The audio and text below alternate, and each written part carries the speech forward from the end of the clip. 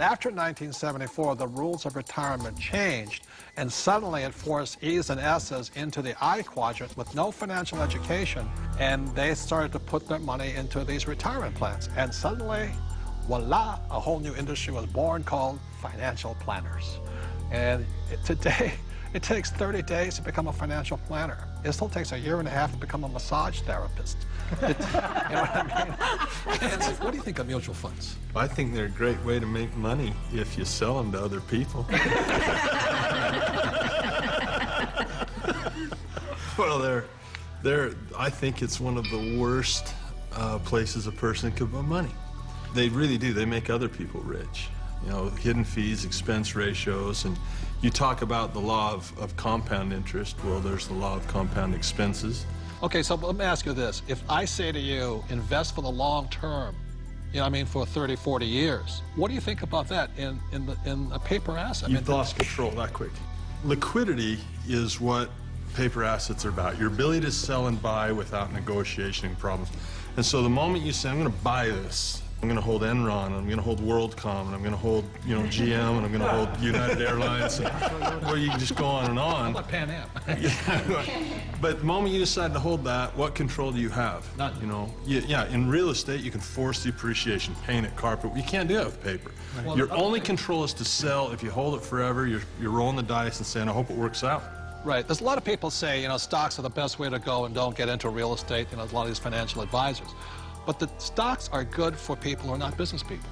You see, as entrepreneurs and real estate people, when you look at a financial statement, I personally am responsible for income, expenses, assets, liabilities. But as an investor, even in Microsoft, I have no control over income, expense, assets, and liabilities. Is that correct? All you can do is sell or hedge. That's all you can do. Well, that's right. And what makes it worse is that you take those paper assets that you don't have control over because you invest in the long term, and then you put them into our 401k, so you have even less control, because once they're in that 401k, you can't take them out. You really can't do anything with them. You're penalized for early withdrawal. You're penalized for pulling them out. And then, on top of that, you don't even get the one tax benefit you get with paper assets is capital gains. And you put it into a 401k, you've lost that benefit. On top of that, when you pull it out, there's three types of taxes: earned income, portfolio income, and capital gains or passive income.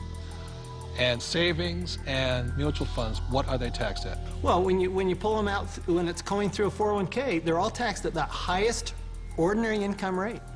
It's the worst thing you could possibly do if you plan to be rich. But if you plan to be poor, it's a pretty good plan. Robert, I've seen you take heat in the press by this, where you say they're risky. And I'll tell you where I think the risk is. When you sit down and they say, we're going to diversify you.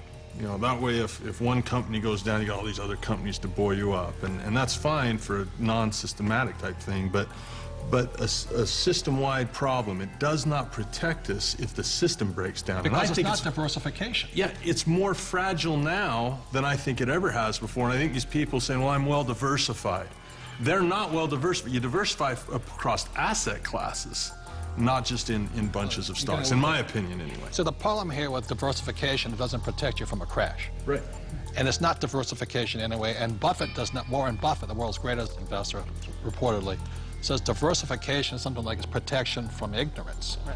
But it's ignorance from both the person selling you the plan as well as you who invest in the plan. But this is the biggest thing that really bugs me. When Kenny and I buy real estate, we always buy insurance, don't we? Yeah. And then when we drive a car, we have insurance. Right? Is there insurance for mutual funds? Well, not for the average person. No. I mean, is there insurance on your 401k that what you put in will be there when you retire? And which is more likely to burn down in the next 5 years, your home or your 401k? And I'll say it again, we all drive cars with insurance, hopefully. We have houses with insurance. When we buy real estate, we have insurance. Our companies have insurance.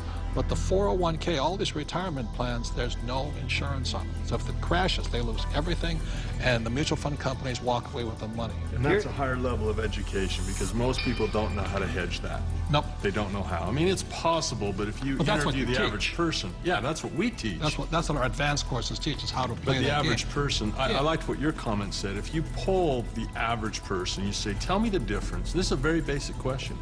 What is the difference between a defined benefit pension plan and a contribution plan Most of the people I talk to do not know that difference, and that is not a minor thing. That is a major deal. Time out. This is a very important point. You see, in 1974, the rules of retirement changed. Prior to 1974, most people, like my parents, had a defined benefit pension plan. What that meant was that they received a paycheck for life. After 1974, the entire world started on to defined contribution pension plan. What you put in is all you get back. And that's why these defined contribution plans, so many people are terrified of running out of money in retirement, simply because with a defined contribution plan, you can lose everything in the market crash, or you can run out of money before you die.